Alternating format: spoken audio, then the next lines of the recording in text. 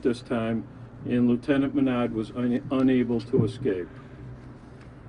Firefighters on scene made courageous and valiant efforts under heavy fire conditions, complicated by extreme weather, including high winds and cold temperatures, to rescue Lieutenant Menard. Unfortunately, Jason succumbed to his injuries. Lieutenant Menard and 3 other firefighters were transported to UMass Hospital with injuries. 2 have been released, and a 3rd is in serious but stable condition. Jason leaves his wife, Tina, and 3 children. He was a passionate fire officer who absolutely loved being a firefighter. He took his job very seriously, performed it admirably, and his dedication to the residents of Worcester was unwavering. The Worcester Fire Department Fire Investigation Unit, along with the Worcester Police Department and State Fire Marshal's Office, are actively investigating the cause of the fire. We ask that you please respect the privacy of Lieutenant Menard's family during this incredibly trying time. Thank you.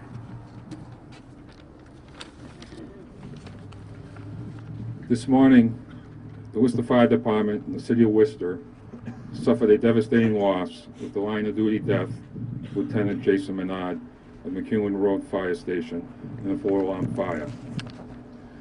On behalf of the City Council and my colleagues in government who are here today, Lieutenant Governor Polito, and the people of Worcester, I'd like to express my deepest condolences to the family, his wife Tina and 3 children, friends, and the Worcester Fire Department. One cannot imagine the immeasurable mourning they are experiencing. This loss is especially poignant in the wake of the anniversary of the Worcester 6 on December 3rd, 1999, firefighter John Davies in December of 2011, and firefighter Christopher Roy just 1 year ago this December. The circumstances have become all too familiar to us. A cold night in one of our 3-decade neighborhoods, a fire, and the death of one of our Worcester's bravest. Every day our firefighters selfishly risk their lives without a second thought. It is an incredible act of heroism, dedication, and devotion. On behalf of the family, we ask you that to respect the privacy during this extremely difficult time. Thank you.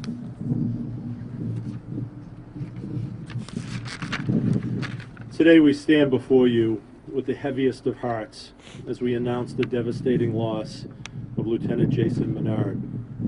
There are no words to express how difficult this loss is. I know I speak for every person in this city when I say that our thoughts and prayers are with Lieutenant Menard's wife Tina, his 3 children, his parents, and his entire family. I know what a heavy burden this is for Chief Lavoie, Lieutenant Menard's crew, and every member of the Worcester Fire Department. It was just yesterday afternoon that we were announcing memorial tributes coming this December in honor of the Worcester 6, firefighter John Davies, and firefighter Chris Roy. To have this cruel loss early this morning is almost more than one city can bear. I want to acknowledge members of Lieutenant Menard's crew who were injured. We continue to keep them in our thoughts and prayers for speedy recovery.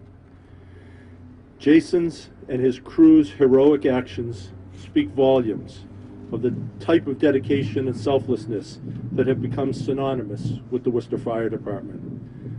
I stand before you and ask that our city does what we have become all far too familiar with doing, which is to wrap our arms around this family and this department during this devastating moment. Good morning. My name is Michael Papani. I'm president of Worcester Firefighters Local 1009. As it was said, sadly, we're here again with heavy hearts. We're no strangers to loss. In losing Jason, he had a true passion for the job, and he will be missed. We respectfully ask that the media and the public respect the family and their privacy at this time of mourning. As they had planned this morning to be on a trip to Disney, they are now instead planning a hero send-off. And as always, our Worcester firefighters will stand strong by that family and we will send off Jason as he deserved and as he earned, and will support his family and his children for the rest of their lives. We'd like to ensure this community that, as we always have, we will continue to answer the calls for help, and the great firefighters of the city will continue to serve without relenting.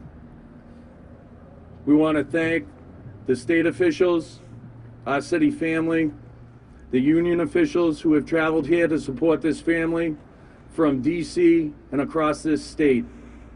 We again ask that you respectfully respect the privacy of this family, and that you keep in the thoughts and prayers those firefighters that are still recovering in the hospital. Thank you.